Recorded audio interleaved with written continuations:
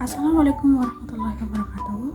Halo semua, perkenalkan dengan NIM 2401070023. Saya dari Pendidikan Biologi.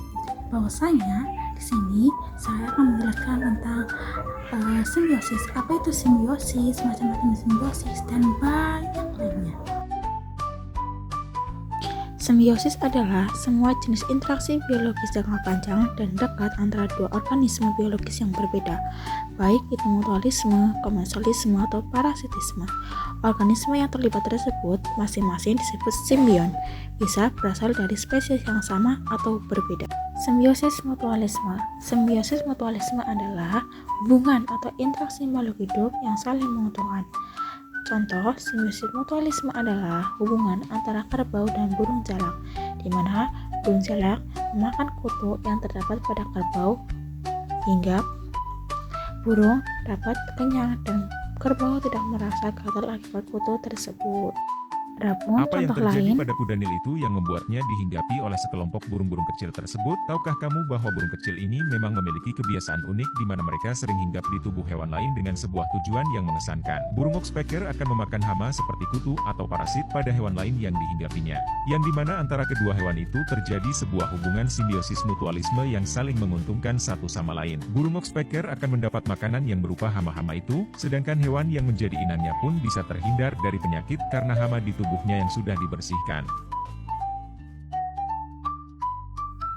simbiosis parasitisme. Simbiosis parasitisme adalah hubungan atau interaksi antara satu makhluk hidup yang dapat merugikan makhluk hidup lainnya. Contoh, simbiosis parasitisme adalah tawon parasitoid dan kutu daun. Tawon akan menyuntikkan telurnya ke dalam tubuh kutu daun hingga larva menetas dan dapat membunuh inangnya atau kutu daun. Adapun contoh yang lain sebagai berikut. Apa sih yang kalian ketahui tentang pohon dan benalu? Benalu itu menumpang hidup pada pohon berguna untuk memakan sari-sari yang ada di dalam pohon, dan pohon itu merasa tidak dirugikan dengan adanya benalu tersebut.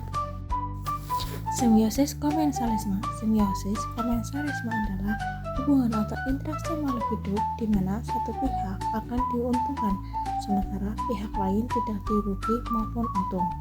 Contoh simbiosis komensalisme adalah hubungan antara ikan remora dan hiu. Ikan remora memiliki sirip punggung yang dapat digunakan untuk menumpang pada hiu sehingga mereka dapat berenang dengan hemat energi. Ini adalah contoh simbiosis komensalisme antara ikan hiu dengan ikan remora. Ikan remora memperoleh keuntungan karena dapat makanan dari sisa makanan ikan hiu. Sedangkan ikan hiu tidak diuntungkan ataupun dirugikan akan kehadiran ikan remora ini. Manfaat mengetahui simbiosis dan jenis simbiosis yang lainnya. Yang pertama, kita biasa memahami hubungan antara makhluk hidup. Dengan kita mempelajari simbiosis, dapat mengetahui bagaimana makhluk hidup itu saling berinteraksi satu sama lain. Contoh, apakah saling menguntungkan, merugikan, atau netral. Yang kedua, menjaga keseimbangan ekosistem. Mengetahui jenis simbiosis membantu kita memahami peran setiap organisme dalam menjaga keseimbangan alam. Misalnya, hubungan antara lebah dan bunga itu merupakan bisa membantu dalam proses penyerbukan. Yang ketiga, mendukung kegiatan pertanian dan peternakan. Petani dapat memanfaatkan hubungan simbiotik untuk meningkatkan hasil panen, seperti menanam tanaman yang bersimbiosis dengan bakteri pengikat nitrogen pada akarnya. Contohnya itu pada kacang-kacangan dan rhizobium. Dan yang terakhir adalah 5. Menumbuhkan kesadaran lingkungan. Dengan mengetahui bahwa setiap makhluk memiliki peran penting dalam hubungan simbiotik, kita menjadi lebih peduli untuk melestarikan lingkungan dan makhluk hidup.